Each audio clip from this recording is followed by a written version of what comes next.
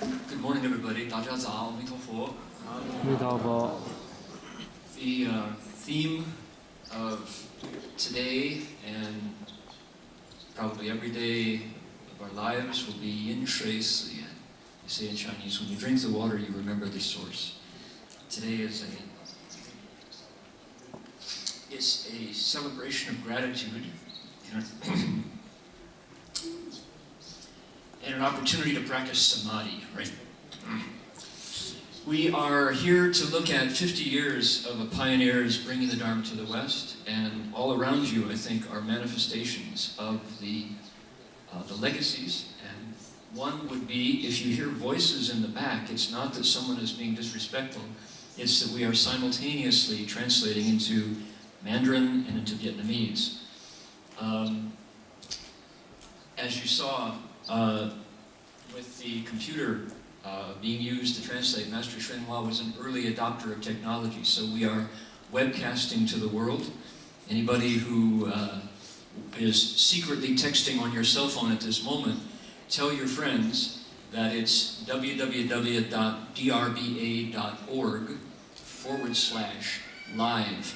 Not that I'm encouraging you to use inappropriate technology at this moment, and might I say, it might be a good idea to turn your cell phones off this morning to avoid embarrassment. But we are indeed webcasting to the world. At the same time, we are broadcasting to breakout rooms in the Long Life Hall and the Rebirth Hall. And at the same time, we are archiving.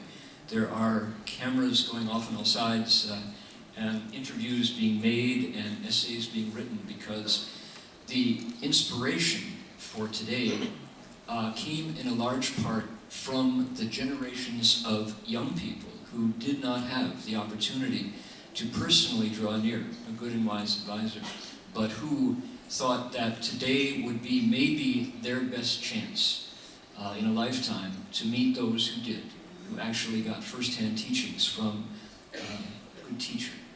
So we're recording everything that is being said and the inspirations to pass on to the generations to come.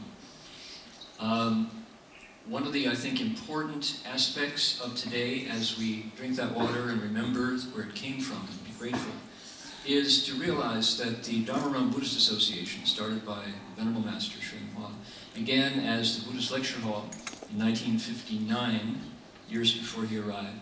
It was transformed into the Sino-American Buddhist Association, and then it became the Dharma Buddhist Association. And to paraphrase Paul Simon, we are still bilingual after all these years. In fact, this is one of the organizations in the world that brings East and West together in harmony. And in the future, I might add, this might be very, very significant.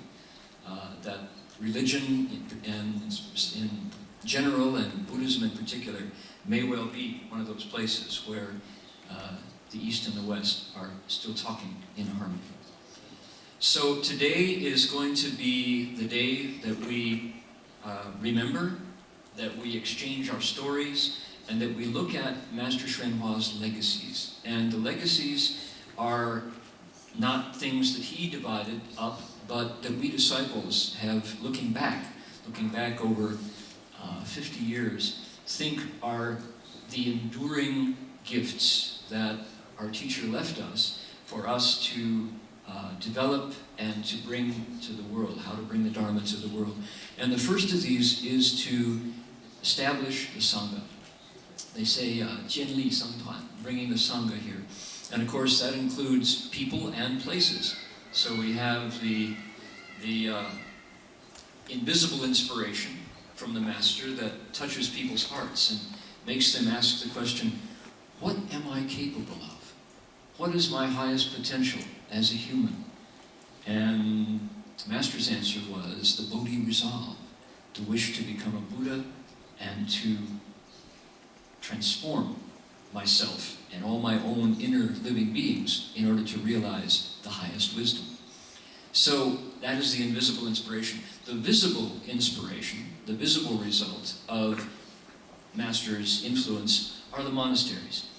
And I wanted to say at this point that we're blessed today you just saw on the slide the airplane with Master Hua coming down the gangplank, coming down the runway, the staircase, what do you call it? The moving portable staircase. At San Francisco International Airport, 1962. And we have today several of the individuals who greeted the Master at the San Francisco Airport here soon, Stella and Madalena and then Ron, to tell you their stories about the teacher in the early days. And I wanted to take this opportunity just to say that the 2011 Dharma Realm Buddhist Association did not appear out of empty space. It didn't pop up out of the ground.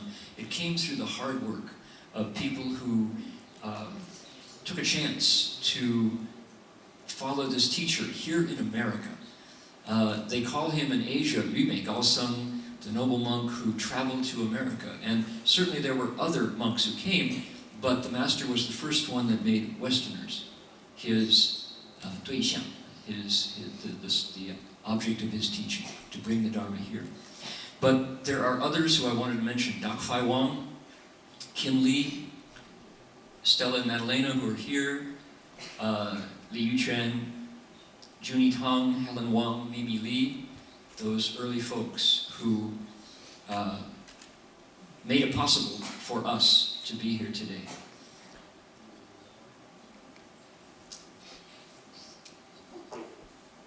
Now, in terms of the visible signs of the teacher's influence, we're here at the city of 10,000 Buddhas, and for the last 17 years, we have been ably led by our abbot, Master Hung Lu, and all of the monks and nuns who keep the place open, who kept the door here, kept the door open. And I wanted to just run by the departments of the city of 10,000 Buddhas, where people have applied their life's effort to keep the Dharma wheel turning. And a large monastery like this requires volunteers for the Buddha Hall, the donation department, the guest prefect department, the kitchen, the recycling center, the Junkang restaurant, the organic farm, instilling goodness, developing virtue schools, Dharma Realm Buddhist University, Sangha Lady training program, Buddhist Text Translation Society, Vajrabodhi Sea Publishing Society, translation committees, the City of 10,000 Buddhas Administration Office, the faces that you see when you come through the gate smiling at you, the bookstore, the exhibition department, the flower department, the sewing department, the logistics and volunteers, buildings and grounds, utility support, telephone and internet, sound and light, landscaping, public relations, publicity, safety and security, medical and wellness, the branch monasteries, the artists, the Chinese orchestra, up to our 50th anniversary committee that has put this event together. So this is all included in Jianli Sangtuan. And as I say, we drink the water and we recall with gratitude those efforts. Second is the Master's legacy in lecturing on sutras. This was the scene of sutra lectures every single night at Gold Mountain Monastery. For 30 years, the Master never missed a night speaking Dharma, and twice on Saturday, twice on Sunday. So you'll have an opportunity this afternoon to hear about the Buddhist Text Translation Society's effort. Third is to establish schools and promote education. Now, one of the breakouts this afternoon is going to be here in the Buddha Hall. I hope you all take part in coming and listening to our Boys and Girls School, Dharma Realm Buddhist University's incredible progress and excitement of that development, and also the Sangha Lady training program. So please do come for that event. Then the fourth legacy, which is interfaith exchange and conversation, will happen Sunday night, tomorrow night, centered around the piano concert by Ms. Gwyneth Chun, which is going to take place at 7 p.m. tomorrow night. So please do come by. I think some of you have seen the 9-foot Yamaha grand piano there in front of the Buddha. And this is a especially talented disciple of the Venerable Master who's going to be giving her gifts in the evening, while we are hosting interfaith guests and leaders who will then give blessings after the concert. So that's today. Tomorrow is devoted to the ceremony, the 17th commemoration of the Venerable Master's passing and entering Nirvana. And that will begin in the morning, and we'll have the Chuan Gong, the passing the 108 plates of food. And then in the afternoon is an arts program from 1 to 5 in 2 different locations, where we will bring to everyone's, let everyone give their gift of music. We're going to have announcements of the essay contest winners in English, Chinese, and Vietnamese. We've had a Dui Lian, a matching couplets competition that is, the winners are going to be announced tomorrow. And stories and songs, and a wonderful opportunity to see how arts enter the culture. Often it's the arts that bring the spirit of the religion in before the principles. So we're going to see where Buddhist arts have come at this time. So that is our program, and I want to welcome each and every one of you here. Shifu said that Jesus was not famous in his lifetime. It was his disciples who made his teachings live. And he said that several times, and just let that kind of percolate down. So, what is our part in bringing the Dharma forward? This is first 50 years. What's going to happen the next 50 years? I think it's up to us to answer that question. And my only story, I wanted to give us a quick story about my mom, who here at the City of 10,000 Buddhas, her son had just bowed, and more important than the bowing was the silence from my mother, because I hadn't been in touch with my mother for 2 years and 6 months, and she came to be here when I arrived, the 3 Steps, 1 Bow journey, and so here she was to discover that I was continuing my silence vow. My poor mom, oh my goodness, she burst into tears because her son still wasn't talking to her. And so she thought, this teacher must have put some LSD in their teacup or something. Otherwise, how do you explain why he's doing this strange thing? So right at that point, as I saw my mother, break into tears when I'm not talking. So Shifu rolled up in his golf cart right at that moment and said, you go meditate. He took my mother by the hand, put her in the golf cart, and drove off into the night. And my eyes are like, here's my teacher teaching my mother.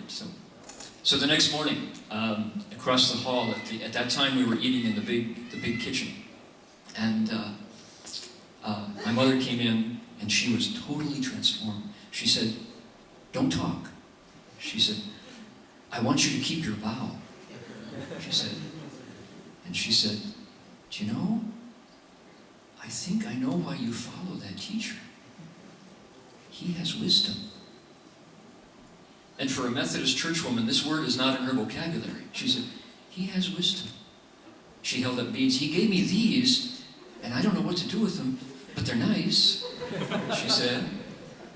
And then she said, "I think he thinks his English is better than it really is." She said, "But strangely, I understood everything you said."